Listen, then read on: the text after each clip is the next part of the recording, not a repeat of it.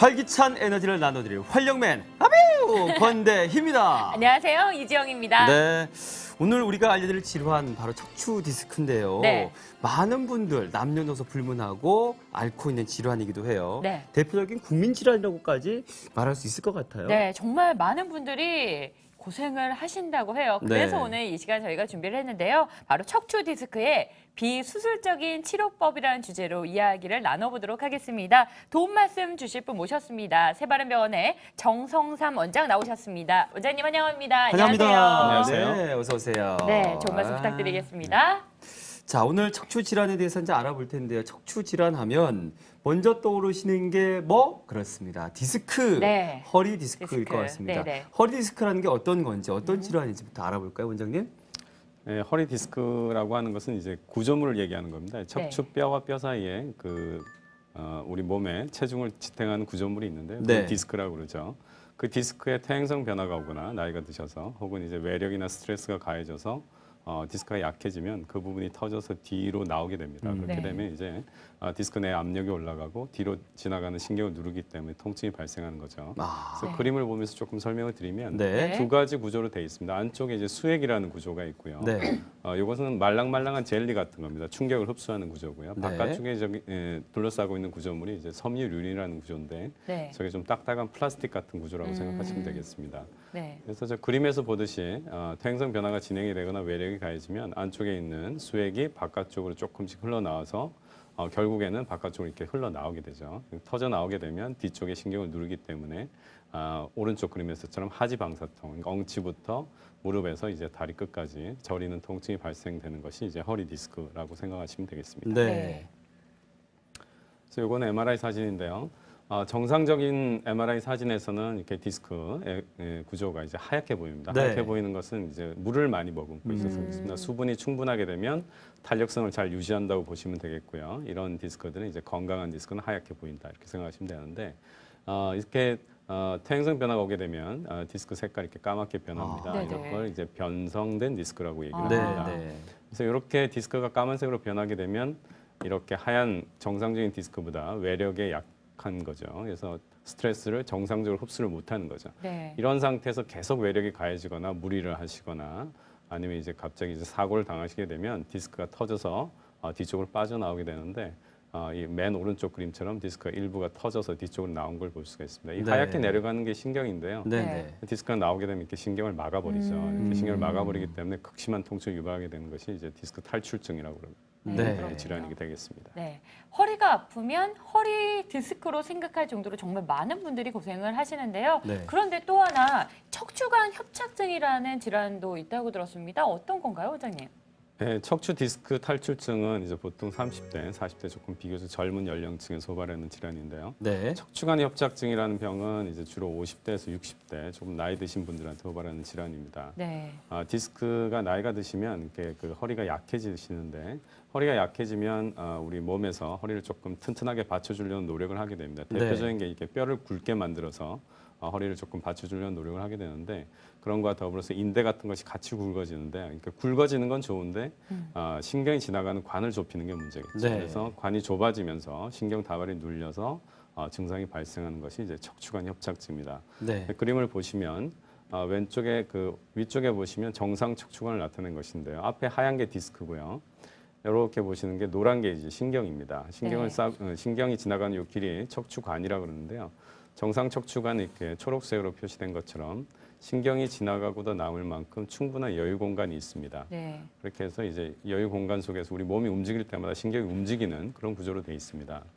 근데 이제 아까 말씀드린 대로 나이가 드시면서 허리가 약해지면 뼈가 굵어지게 됩니다. 그래서 뼈가 굵어져서 오른쪽 그림처럼 아래 그림처럼 이렇게 뼈가 굵어져서 관을 좁히게 되고요. 또 인대도 굵어져서 관을 좁히게 되고 디스크도 좀 헐렁해지면서 뒤쪽으로 나오게 되면서 네. 동시에 관을 좁히게 됩니다. 이렇게 되면 척추관이 좁아지면서 다리로 가는 신경 다발이 눌리기 때문에 특히 서 있을 때나 혹은 이제 걸어 다니실 때 척추관이 더 좁아지게 됨으로써 이제 증상을 느끼게 되시는 거죠. 네. 대부분 이제 대표적인 증상은 걸으면 다리에 통증이 나타나는 겁니다. 그래서 얼마 정도 걸으시면 다리가 저리셔서 못 가고 쉬었다 가셔야 되는 그런 증상이 대표적인 척추관 협착증의 증상이 되겠습니다. 네.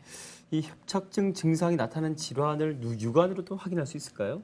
네, 그렇습니다. 이제 척추관 협착증은 겉에서 봤을 때는 모르고요. 네. 이제 그 엑스레이를 찍어 보면 이제 척추 그 디스크가 좁아진 현상이라든지 네. 뒤쪽에 골극이 나와 있는 뼈가 자란 걸로 좀 볼 수가 있는데요. 네. 협착증 증상이 또 나타난 다른 질환들이 있습니다. 이것은 이제 왼쪽에서 보시는 건 척추 전방 전이증이라고 해서 네. 보시면 이 척추뼈에 비해서 위의 척추뼈가 앞으로 빠져나가 있는 걸 그렇네요. 볼 수가 네. 있습니다. 이렇게 계단이 진 것처럼 네. 이렇게 되면 신경 구멍 사이로 여기로 신경근이 나오게 되는데요. 이 신경근이 눌리게 됩니다. 좁아지게 돼서 그렇게 되면 이제 협착증과 유사한 증상이 나타날 수가 있고요.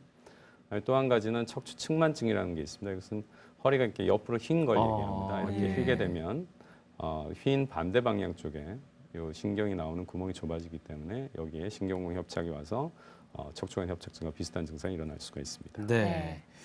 자, 척추관 협착증 뭐 노화가 진행되면서 자연스럽게 이 척추관이 좀 좁아지면 신경을 누른다. 뭐 이런 말씀을 해주셨는데 네. 그렇다면 진행 과정도 저희가 좀 확인할 수 있으면 좋겠어요. 어떤 좀 준비한 자료가 있을까요? 네, 진행 과정을 MRI를 통해서 좀 보면서 말씀드리겠습니다. 이렇게 초기 단계에서는 증상이 별로 없는 경우가 많은데요. 1단계 보시면 이렇게 빨간 원안에 보시면 디스크가 조금 뒤로 나오고 인대도 약간 굵어져서 신경이 지나가는 길이 약간 좁아진 정도입니다. 이런 경우에서는 거의 증상을 호소하지 않습니다. 모르고 지내시는 경우가 많은데요. 네. 이 상태에서 몇 년이 지나서 이렇게 쭉 시간이 흘러가게 되면 점점 이제 더 퇴행성 변화가 진행이 돼서 디스크가 많이 나오고 뒤쪽에 있는 인대가 많이 두꺼워져서 혹은 뼈가 많이 자라서 신경관이 막히게 되죠. 이렇게 해서 내려가는 신경관이 막히게 되면 비로소 이제 증상이 나타나게 되는데 아까 말씀드린 신경인성 파행, 즉 이제 걸어 다니실 때 다리가 저려서 쉬었다 가셔야 되는 그런 증상이 나타나게 됩니다. 네. 이런 상태에서 더 진행하게 되면 다발성으로 나타날 수가 있고요. 이렇게 다발성으로 협착이 진행되는 경우에는 통증이 극심하게 나타날 수가 있습니다. 네. 자, 오늘 저희가 본격적으로 알아볼 주제 바로 척추 디스크의 비수술적인 치료법, 수술하지 않고 치료할 수 있는 방법 알려드릴 겁니다. 자, 비수술적인 치료법들은 어떤 좀 치료 방법들이 있을까요? 네, 비수술적인 치료 방법 세 가지에 대해서 말씀을 드릴 텐데요. 네. 일반적으로 하시는 뭐 물리치료나 일반적인 보존적 치료에 효과가 없으신 분들은 이제 수술하기 전에 비수술적 치료를 고려해 보시는 게 좋은데요. 첫 번째 소개해 드릴 것은 경막의 유착 박리술입니다. 네. 이것은 이제 꼬리뼈에 구멍이 있습니다. 그 꼬리뼈 구멍으로 가느다란 관을 집어넣어서 움직이는 관을 집어넣어서 시술자가 움직여가면서 신경이 디스크에 눌려서 유착이 된 부분이나 염증이 심한 부분을 찾아내서 그 유착을 방지를 시켜주거나 염증을 가라앉혀줘서 이제 신경 부분을 치료해주는 그런 치료가 되겠습니다. 네. 네, 그 경막의 유착 박리술에 더해서 내시경 장비와 레이저 장비를 같이 사용하는 경막의 내시경 레이저 시술이 있을 수 있습니다. 네. 이것은 이제 그 같은 꼬리뼈로 넣는 것은 똑같은데 안쪽에 직접 내시경으로 눈으로 봐가면서 정확하게 정밀도를 높이는 이점이 있고요. 그다음에 동시에 디스크가 이렇게 튀어나온 부분을 레이저로 조사해서 바로 감압시켜 줄 수 있는 치료 효과면서도 조금 더 치료 효과를 더 높일 수 있는 장점이 있기 때문에 많이 네. 시행되고 있는 시술이고요. 네. 마지막으로 인대 강화 치료가 있습니다. 이것은 이제 척추뼈나 디스크는 재생이 되는 조직이 아니기 때문에 뒤편에 있는 근육이나 인대를 특수한 물질을 집어넣어서 재생시켜주는 그런 치료가 되겠습니다. 네. 네. 자, 비수술적 치료 방법들 세 가지 들어보셨습니다. 가장 첫 번째 소개된 게 경막의 유착 박리술이라는 시술 방법이거든요. 말은 좀 어려울 것 같지만 하지만 설명 들으시면 아 하고 이해하실 겁니다. 원장님, 어떤 시술 방법인가요? 아까 말씀드린 대로 꼬리뼈로 가느다란 관을 집어넣습니다. 네. 가느다란 관을 집어넣으면 우리 몸의 안쪽에 그 척추 안쪽에 보면 신경이 지나가게 되는데요. 예전에는 신경을 어떤 그 염증을 가라앉히거나 신경을 누르고 있는 어떤 그 물질들을 제거를 하려면 무조건 이제 열고 수술을 했어야 되는데 수술하지 않고 가느다란 관을 통해서 그 신경에 직접 접근을 시키는 방법이 되겠습니다. 이렇게 해서 그 관을 엑스레이 2D 영상 장치를 보면서 움직입니다. 움직여서 시술자가 디스크가 튀어나와 있는 부분이나 혹은 염증이 있는 부분을 정확하게 예측을 하고 거기 유착을 박리시켜주거나 염증을 가라앉혀줘서 시술을 하는 방법이라고 생각하시면 되겠습니다. 네. 뭐 원장님께서는 굉장히 간단하다라고 말씀해 주셨는데 들으시는 분들은 좀 이해가 잘 안 되시죠? 그래서 저희가 구체적인 이 원리 영상을 준비를 했습니다. 네. 함께 보실까요? 네, 척추의 구조를 지금 보고 계신데요. 네.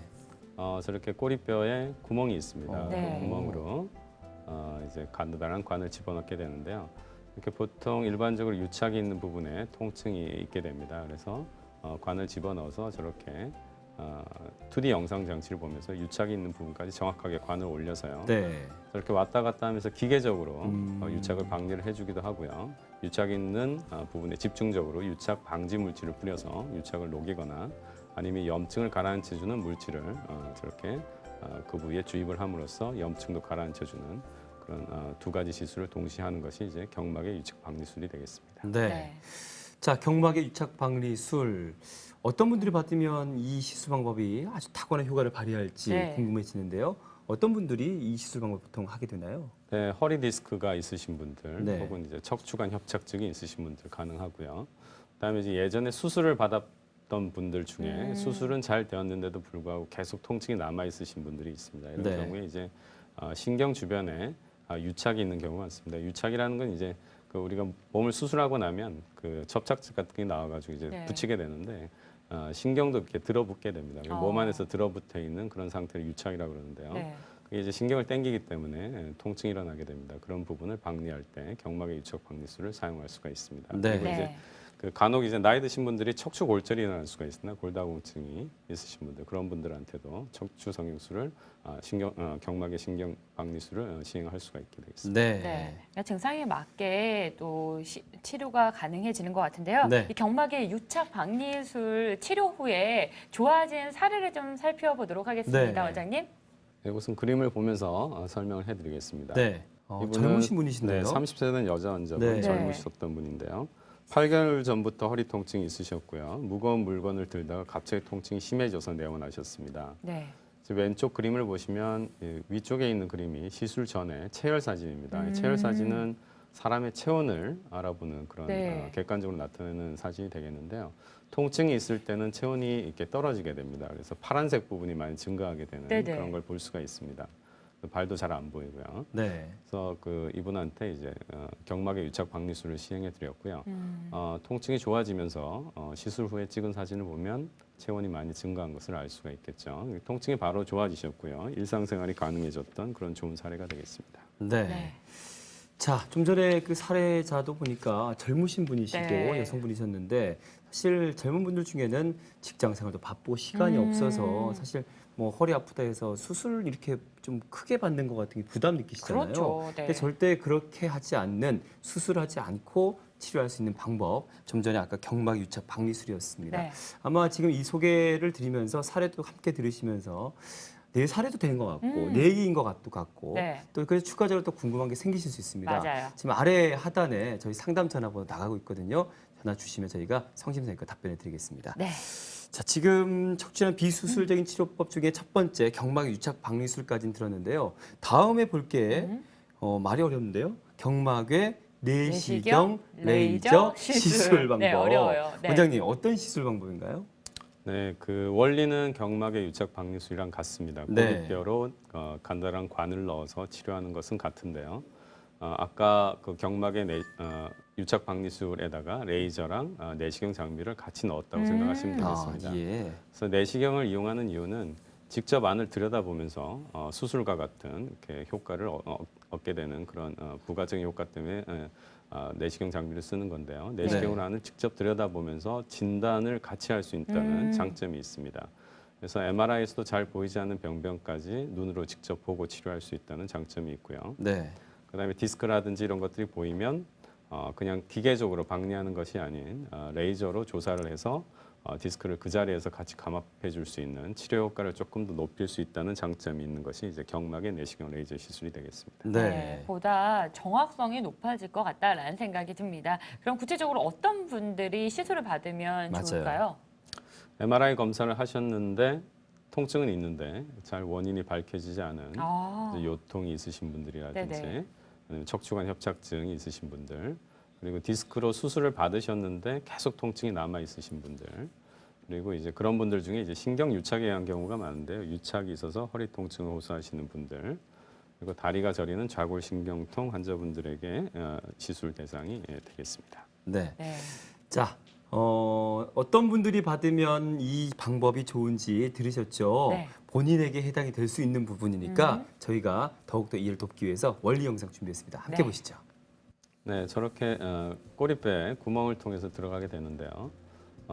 저렇게 관에다가 내시경 선과 레이저 선을 같이 넣게 됩니다. 네. 그래서 두 가지 선을 같이 넣은 장치를 꼬리뼈로 이제 넣게 되는 거죠.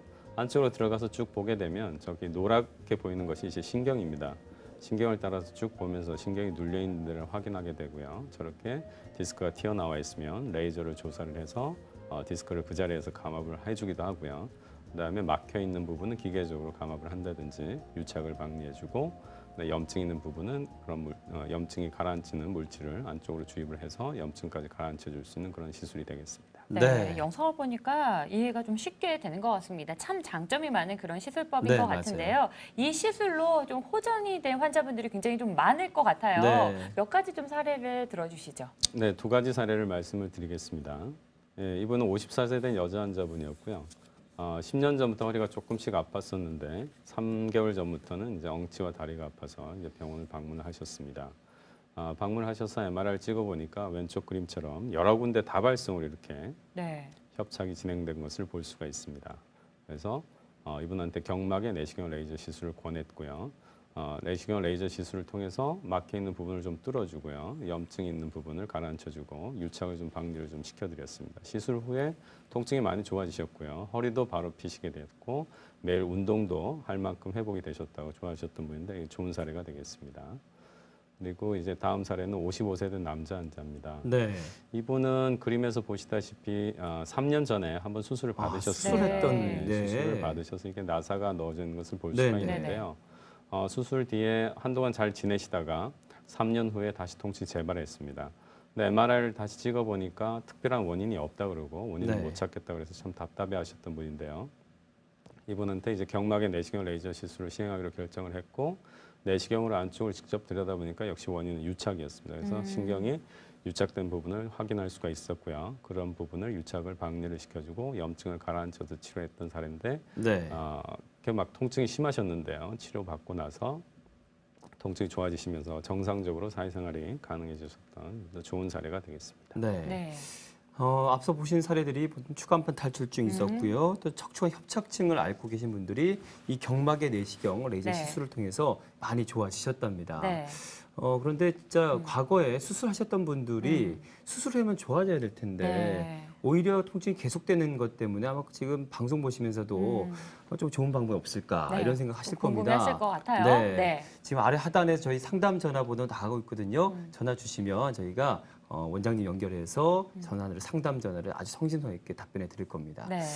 주변에 좀 궁금한 점 많으실 것 같은데요. 네네. 바로 좀 전화를 주시면 원장님과 연결을 해서 시원한 해결책을 드리도록 네. 하겠습니다. 그리고 사실 뭐 본인 얘기가 아니더라도 부모님 같은 경우도 그렇죠. 있고 또 뭐 주변에 분들이 누가 어려워하시는데 질문 많이 받으시죠? 네, 맞아요. 이 프로그램 많이 하다 보니까 네. 내가 의사가 아닌데도 네, 불구하고 저도요. 자꾸 저희한테 물어보시는데요. 네. 아래 상담 전화 좀 확인해 주시고 애용해 주시길 바라겠습니다. 네. 네.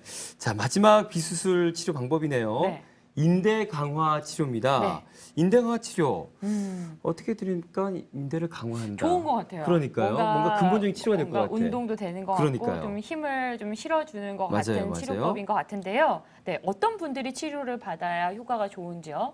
네, 이 치료는 이제 척추 디스크 환자라든지 협착증 환자, 그리고 아까 말씀드렸던 전방 전이증이 있다든지 네. 척추 측만증 환자, 그리고 척추 수술 후에 실패증이라 그래서 수술을 받으셨는데도 불구하고 허리가 많이 아프신 분들이 이제 치료 대상이 되겠습니다. 네. 네, 일단은 어떻게 치료가 이루어지는지 좀 가장 궁금해하실 것 같아요. 그렇습니다. 저희가 누굽니까? 그 영상을 준비를 누굽니까? 했거든요. 네, 영상 보시면서 어떻게 이루어지는지 만나볼까요?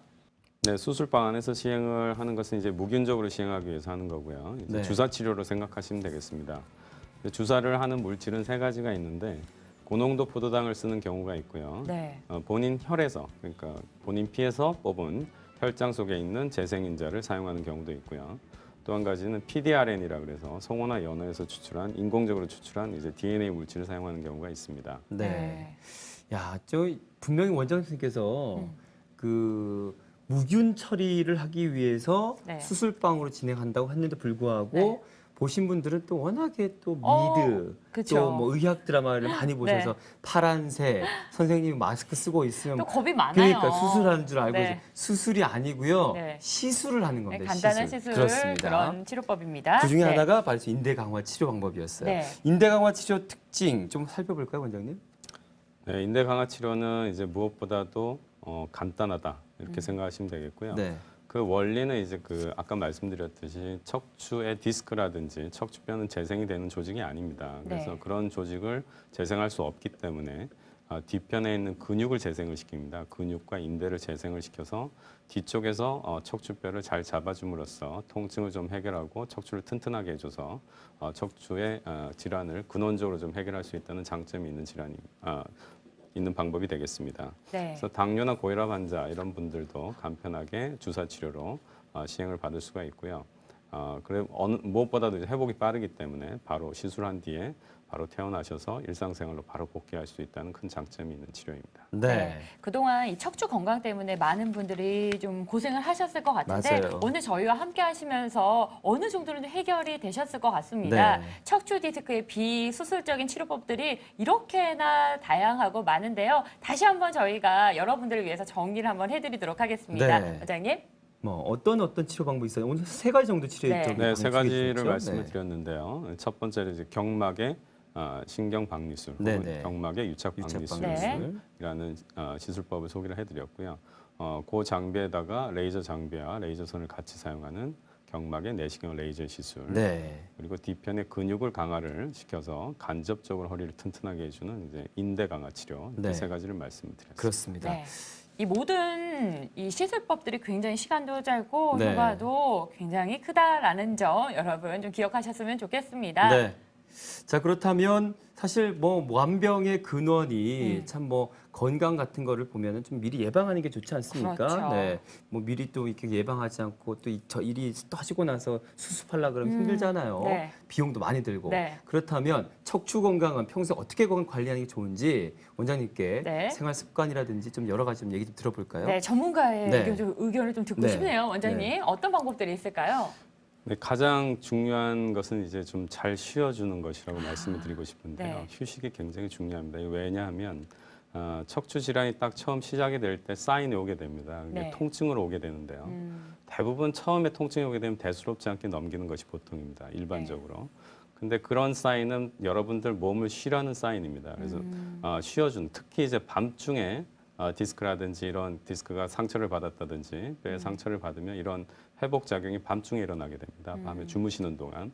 그래서 수면을 잘 하시게 되면 이런 몸에서 스스로 일어나는 치유 과정이 잘 발생을 하게 돼서 치유가 스스로 일어나서 회복이 잘 되는데 네. 다시 무리를 한다든지 네. 계속해서 수면 부족에 시달리신다 그러면 이제 통증이 더 악화되거나 척추 질환이 진행되는 경우가 많겠죠. 그래서 처음에 여러분들이 그런 사인이 왔을 때 잘 쉬어주는 것이 중요하고요. 그다음에 무엇보다도 좋은 자세는 이제 앉을 때 조심해서 앉으시고 바른 자세로 네. 앉는 게 중요하겠고요. 조금 오랫동안 앉아서 일을 하시게 되면 중간중간 좀 쉬시는 게 좋겠습니다. 적어도 1시간에 5분 정도는 네. 스트레칭을 좀 하시는 게 좋겠고요. 그다음에 금연하는 네. 습관, 그리고 술을 너무 오랫동안 마시지 않는 것, 그리고 하루에 한 1시간 반 정도 걸어주시는 게 좋습니다. 네. 아침, 점심, 저녁으로 30분 정도 걸으시면 충분히 허리 디스크라든지 척추 질환을 예방할 수 있을 걸로 생각이 네. 됩니다. 네. 뭐 걷기 말씀해 주셨는데 척추 건강에 좋은 운동이 걷기인가요? 네, 걷는 운동이 이제 단순하게 보이지만 네. 모든 근육을 밸런스를 유지해 줄 수 있는 아. 운동이기 때문에 네. 걷는 운동을 제일 권하고요.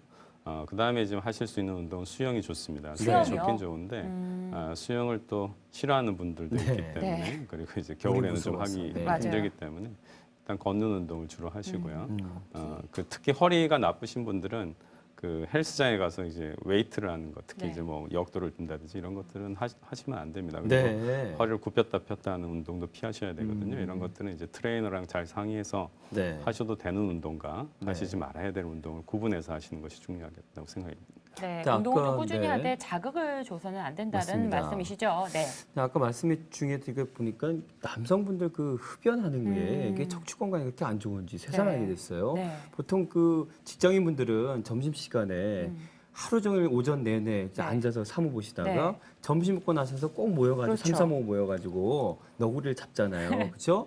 그게 그렇게 척추 건강에 좋지 않답니다. 폐만 안 좋은 줄 알았더니 그러니까요. 척추 건강에도 안 좋다는 건 또 오늘 처음 알았네요. 그렇습니다. 자, 그리고 또 연세 높으신 분들은 만병의 근원 아까 제가 말씀드리다 말았는데 네. 사실 그 만병의 근원이 걱정이 많은 게 근원은 아닐까 그렇죠. 싶어요. 네. 어떤 뭐 통증이 스트레스로 이어지고 네. 또 스트레스는 또 걱정으로 이어지고 결국 그렇게 되면 악화된단 말이죠. 네. 그러니까 오늘 좋은 방법도 알려드렸으니까 조기 치료를 좀 받으시고 맞습니다. 네, 걱정하지 마시고 네. 통증 참지 마세요. 어르신들은 이게 허리병이라고 또 말씀하시잖아요. 네, 이 네. 허리병 나면 큰일 나는 줄 아시는데요. 이렇게 비수술적인 치료법들이 다양하게 있고 보다 쉬운 방법이니까요. 망설이지 마시고 걱정하지 마시고 적극적인 조기 치료를 권해드리도록 하겠습니다. 네. 자, 오늘 도움 말씀 주신 분 소개해드리겠습니다. 새바른병원의 정성삼 원장님과 함께했습니다. 고맙습니다. 네. 고맙습니다. 감사합니다.